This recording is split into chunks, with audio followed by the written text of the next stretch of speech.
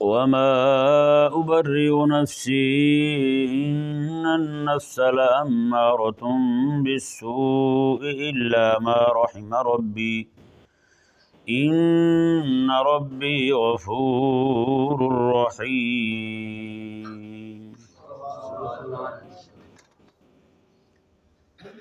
یہ آیت مبارکہ بطور تبرک کی تلاوت کی ہے، کیونکہ وہ خاتون کا قصہ یہاں مکمل ہو گیا۔ اب حضرت سیدنا یوسف علیہ نبینا و علیہ السلام کے بھائیوں کا اور آگے باقی چیزیں جو ہیں وہ بیان کی جائیں گی۔ تو ضمناً یہ سوچا کہ یہاں پر اس خاتون کا اور حضرت سیدنا یوسف علیہ السلام کے باہمی نکاح کا جو معاملہ ہے اس کو بیان کر دیا جائے۔ اس کے متعلق کچھ لوگ جو ہیں وہ آج بھی سٹیجوں پر، ممبروں پر اس خاتون کے بارے میں بڑی نازیبا باتیں کہتے ہیں، اور انہی لوگوں میں ایک نام جو ہے وہ آپ کے ایک بہت بڑا عالم گزرا ہے، اس نے بھی نعوذ باللہ من ذالک اس خاتون کے بارے میں بڑی ناپسندیدہ باتیں کی ہیں۔ قرآن پاک کی آیت مبارکہ الخبیثات للخبیثین سے استدلال کرتے ہوئے اسے خبیثات تو پتہ نہیں کیا کیا کہا ہے۔ اس نے یہ ذہن میں رہے کہ اس خاتون کا اور حضرت سیدنا یوسف علیہ نبینا و علیہ السلام کے باہمی نکاح کا جو معاملہ ہے یہ قرآن کریم کی کسی آیت مبارکہ سے ثابت نہیں ہے، ہوا ہے یا نہیں ہوا، اور اسی طرح کسی صحیح حدیث میں بھی نہیں آیا یہ مسئلہ۔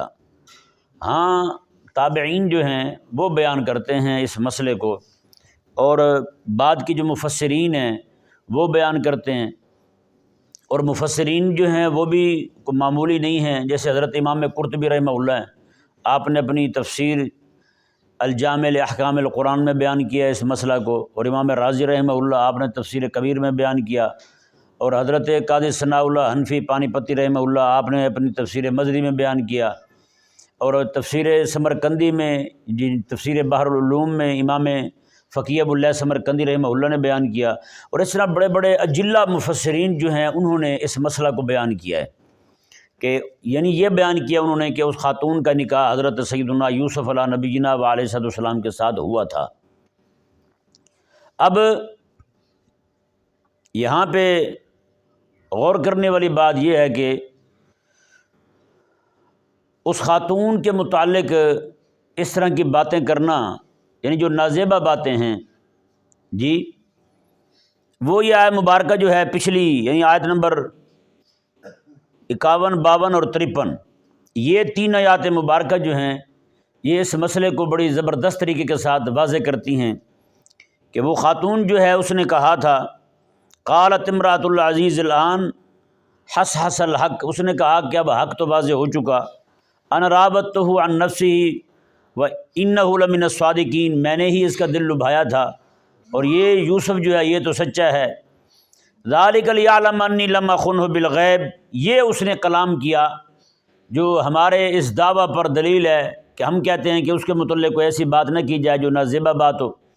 ذالک لیعلم انی لم اخنہ بالغیب، اس نے کہا کہ وہ میرا جو ہے نا وہ جانتا ہے اس بات کو بڑے اچھے طریقے کے ساتھ کہ میں نے اس کی پیٹھ پیچھے کو خیانت نہیں کی، میں نے کوئی دغے والا معاملہ نہیں کیا۔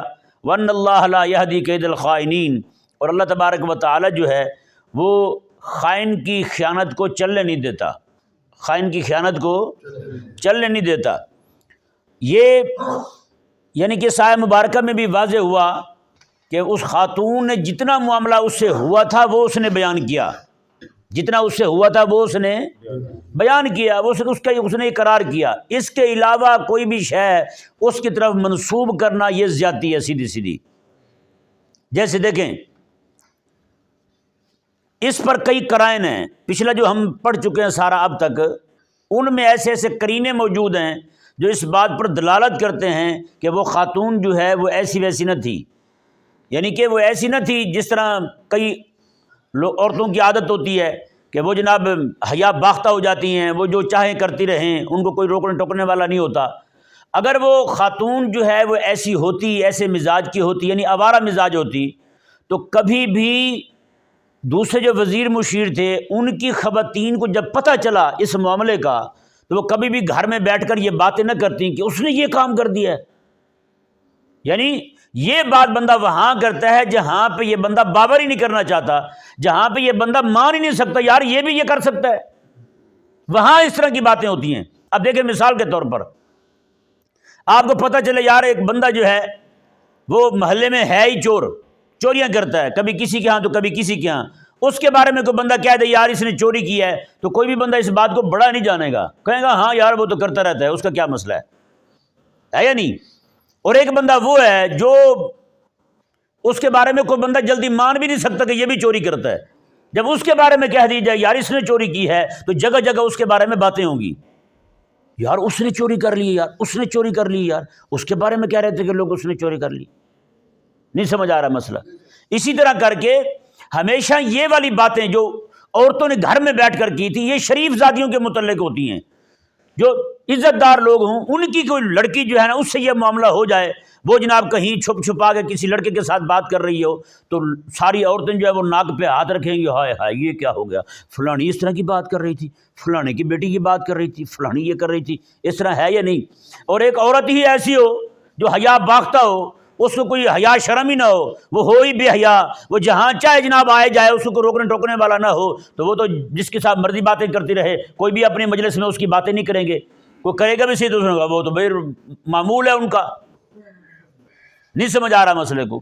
ان خواتین کا اپنی مجلسوں کے اندر بیٹھ کر کے اس خاتون کے بارے میں اس طرح کی باتیں کرنا یہ قرینہ ہے اس بات پر کہ وہ خاتون جو ہیں وہ ایسی نہ تھی۔ ہاں یہ جو ہے اس نے اقرار کیا وما ابرئ نفسی ان النفس لامارۃ بالسوء، اس نے کہا نفس جو ہے وہ جناب دھوکے میں ڈالنے والا ہے، نفس جو ہے وہ بندے کو گناہوں پہ آمادہ کرنے والا ہے۔ تو میرا اس کا جتنا بھی معاملہ ہوا تھا وہی بس حضرت یوسف علیہ السلام کے ساتھ ہی ہوا تھا، اور جتنا ہوا تھا وہ اللہ تبارک و تعالی نے قرآن میں بیان فرما دیا۔ سمجھ آ رہا ہے مسئلہ؟ اس کے علاوہ اور کوئی معاملہ اس خاتون کا نہیں تھا، یہ ذہن میں رہے مسئلہ۔ اب ایک اور بات، ایک تو یہ آیہ مبارکہ سے واضح ہو گیا جی، یہ آیہ مبارکہ کہہ رہی ہے کہ اس خاتون سے کوئی بڑا، اس کے علاوہ کوئی معاملہ ظاہر نہیں ہوا، اور نہ ہی کوئی ایسی بات اس کی طرف منسوب کی جا سکتی ہے، نہ قرآن میں بیان ہوئی، نہ حدیث میں بیان ہوئی، نہ ہی کسی ہمارے معتبر غیر معتبر بھی کسی نے بیان نہیں کی اس طرح کی کوئی بات کہ اس سے جناب وہ خاتون ایسی تھی۔ ایک بات، اور دوسری بات جو یہ میں نے قرینے سے کہ خواتین کا اپنے گھر میں بیٹھ کر اس کے بارے میں باتیں کرنا، یہ اس بات پر دلیل ہے کہ وہ خاتون جو ہیں وہ ایسی نہ تھی۔ اگر ایسی ہوتی تو وہ عورتیں کبھی بھی اپنی مجلس میں بیٹھ کے اتنی بڑی باتیں نہ کرتی، اس بات کو بڑا ہی نہ جانتی، تو کہتے ٹھیک ہے جی اس کو تو اس کا معمول ہے، اس میں کوئی بات ہی نہیں ہے ایسی سوچنے والی ہے، غور کرنے والی۔ نہیں سمجھ آ رہا مسئلہ۔ اب ایک اور بات دیکھیں، یہ تو ہمارے مفسرین نے برملا بیان کیا ہے کہ حضرت سیدنا یوسف علیہ نبینا علیہ السلام کے جو اولاد ہوئی ہے وہ 3 بچے آپ کے تھے اسی خاتون سے، اور باقاعدہ یہ لفظ لکھے ہیں مفسرین نے کہ 3 بیٹے جو ہیں من بطن زلیخا، وہ زلیخا کے پیٹ سے ہی ہوئے ہیں، یعنی وہ زلیخا سے ہوئے ہیں، اس خاتون کا نام لے کے کہا انہوں نے کہ وہ اسی خاتون سے وہ بچے جو ہیں وہ پیدا ہوئے ہیں۔ 2 بیٹے تھے حضرت سیدنا یوسف علیہ نبینا علیہ السلام کے، اور ایک بیٹی جس کا نام رحمت تھا، اور وہ رحمت جو ہے وہ کون تھی؟ اس کا نکاح حضرت سیدنا ایوب علیہ السلام کے ساتھ ہوا۔ یوسف علیہ السلام کی بیٹی بیوی کس کی ہے؟ ایوب علیہ السلام کی، بتائیں۔ اور حضرت سیدنا یوسف علیہ السلام کے جو بیٹے افرایم یا افراہیم، یہ نام تھا ان کا، افرایم یا افراہیم یہ نام تھا ان کے ایک بیٹے کا، وہ بیٹے جو ہیں ان کی اولاد میں یعنی کہ دوسری جگہ پوتے، پھر آگے جو بیٹے اور پوتے جو آگے وہ افراہیم کے، ان کا نام تھا حضرت یوشع۔ کیا نام تھا؟ حضرت یوشع۔ یہ وہی ہیں جو حضرت موسیٰ علیہ السلام کے ساتھ جا رہے ہیں خضر علیہ السلام کی ملاقات کے لیے، پھر یہ وہی حضرت یوشع ہیں موسیٰ علیہ السلام کی جب وادی طی میں آپ کا وصال شریف ہو جاتا ہے، جہاد کے لیے لوگوں کو لے کے جا رہے تھے بنی اسرائیل کو، سارے وہاں اڑ گئے، تو اللہ تبارک و تعالیٰ نے ہارون علیہ السلام کی پہلے وفات ہو جاتی ہے، پھر حضرت موسیٰ علیہ السلام کی وفات ہو جاتی ہے، اس کے بعد اللہ تبارک و تعالیٰ نے حضرت یوشع کو نبوت عطا فرمائی۔ اب اس بات پر ذرا مزید غور کریں ہیں جی کہ وہی خاتون جو ہیں وہ ایک طرف نبی کی یعنی یوسف علیہ السلام کی ایوب علیہ السلام کی ساس بن رہی ہیں جی، اور دوسری طرف ایک نبی کی بیوی بن رہی ہیں اور دوسرے نبی کی دادی پردادی بن رہی ہیں۔ بتائیں ایسی خاتون کے حوالے سے پھر اس طرح کی باتیں کرنی، نازیبا باتیں کرنی، اسٹیجوں پر ممبروں پر ایسے ہی نہ بے باکانہ طور پر منہ کھولا اور کہہ دیا جو دل میں آیا، نعوذ باللہ من ذالک۔ یار دیکھیں میں آپ کو ایک مثال سے سمجھاتا ہوں، دو عورتیں ہیں جی، ایک نیک ہے ایک بد ہے۔ بد کو نیک سمجھنا یہ زیادہ نقصان دہ ہے یا نیک کو بد سمجھنا یہ زیادہ نقصان دہ ہے؟ نیک کو بد سمجھنا نا، کسی نے بد کو نیک سمجھ لیا تو اس کا اتنا نقصان نہیں ہے جتنا نیک کو بد سمجھنے کا ہے۔ ممکن ہے کسی بد کے بارے میں آپ حسن ظن رکھیں، اللہ تبارک و تعالیٰ آپ کے حسن ظن کی لاج رکھے، اسے نیک ہی بنا دے، اور آپ کسی کے بارے میں کسی نیک کے بارے میں بدگمانی کریں تو ممکن ہے اس کی سزا ہمیں مل جائے کہ ہم بھی بدکار ہو جائیں، بدگمانی کرنے والے کا ہی بیڑا غرق ہو جائے۔ بتائیں پھر کیا بنے گا اس کا؟ ایک تو ہے کہ اس خاتون کو جو نیک نہ ہو اسے نیک سمجھنا، اس کا نقصان نہیں ہے۔ نقصان جس چیز کا ہے وہ یہ ہے کہ کسی نیک کو بدکار سمجھ لینا۔ سمجھ آیا نا مسئلہ؟ کسی نیک کو بدکار سمجھ لینا، اس کا بڑا نقصان ہے یار۔ اللہ اکبر کبیرہ۔ ہمارے بزرگوں نے لکھا ہے، محدث ابن جوزی رحمہ اللہ نے بڑا تفصیلی کلام کیا ہے۔ ایک بزرگ رحمہ اللہ تبارک فرماتے ہیں ایک بندہ رو رہا تھا اللہ تبارک و تعالیٰ کی بارگاہ میں، تو کہتے ہیں میرے دل میں بدگمانی آئی، میں نے کہا یہ ریا کے طور پہ رو رہا ہے۔ کہتے ہیں اللہ تبارک و تعالیٰ نے 10 سال مجھے رونے کی توفیق چھین لی، 10 سال پورے میں رو نہیں سکا، پھر رونے نہیں آیا مجھے۔ پھر بتائیں آج کیسے ایک منٹ سے پہلے ہم بدگمانی کا شکار ہو جاتے ہیں۔ کوئی رو رہا ہے آقا علیہ السلام کے عشق میں، ہم کہتے ہیں جی، اور ایک جگہ ایک بزرگ تھے وہ بڑے آقا علیہ السلام کے عشق میں اتنا روتے تھے کیا بتاؤں آپ کو میں، تو وہ تھوڑی تھوڑی بات پہ جناب ایسے روتے، آنسو ان کے بہنے شروع ہو جاتے، داڑھی ان کی تر ہو جاتی، ایسے ہی حدیث سناتے آقا علیہ السلام کی کوئی بات سناتے تو ایسے رونا شروع ہو جاتے۔ ایک مولوی صاحب ہمارے ساتھ گئے، وہ ذرا بد مزاج تھے، بد مزاج یعنی کہ کوئی بھی بات ایسے ہی نکال دینی، کوئی حساب نہیں رکھنا انہوں نے۔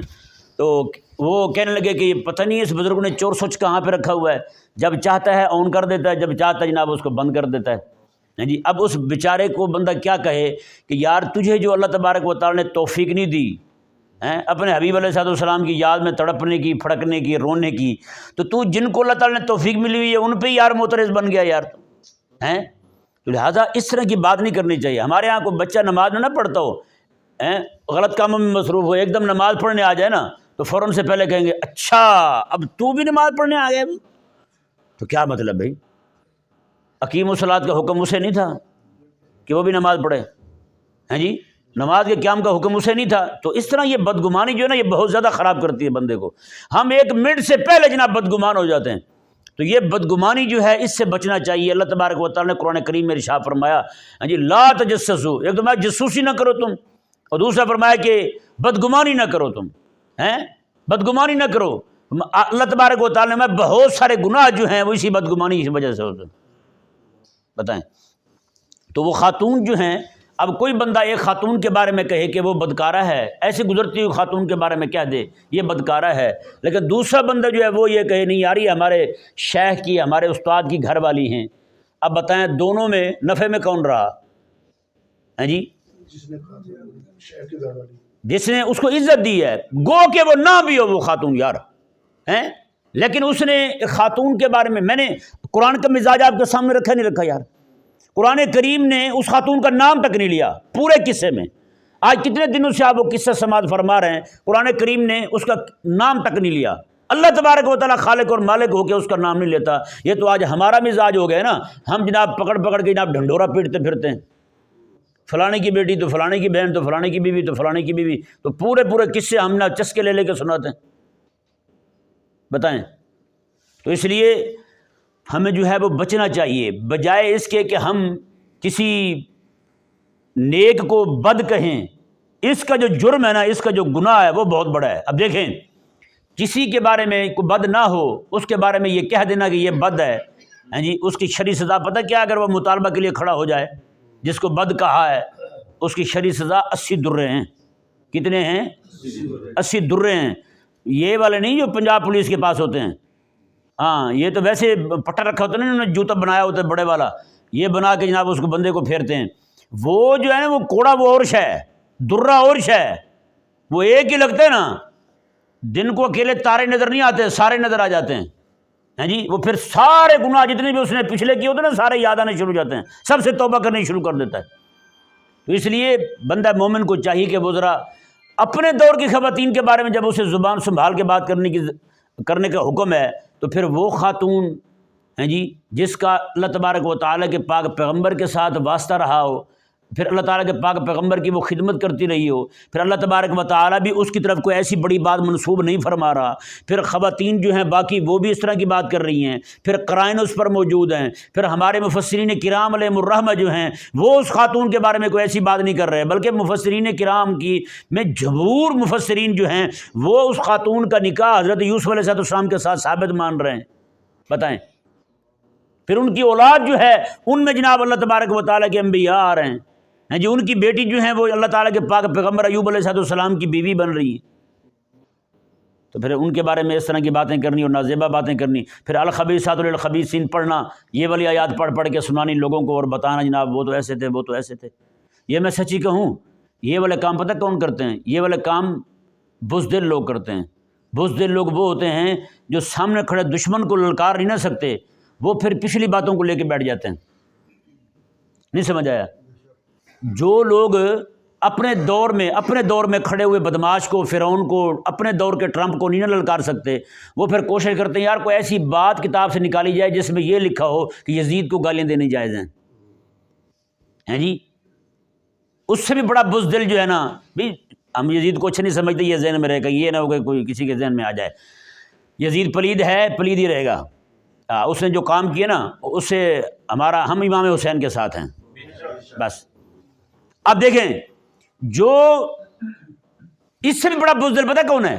اس سے بھی بڑا بزدل وہ ہے جو بندہ اپنے دور کے ظالم کے سامنے کلمہ نہ بول سکے اور بیٹھ کے آقا علیہ السلام کے صحابہ کرام علیہ رضوان کے باہمی معاملات کے فیصلے کرنے لگے، یہ فلاں صحابی سے غلطی ہوئی تو فلاں صحابی سے غلطی ہوئی، ہیں جی۔ اللہ تبارک و تعالی ہم سب کو سمجھنے کی توفیق عطا فرمائے۔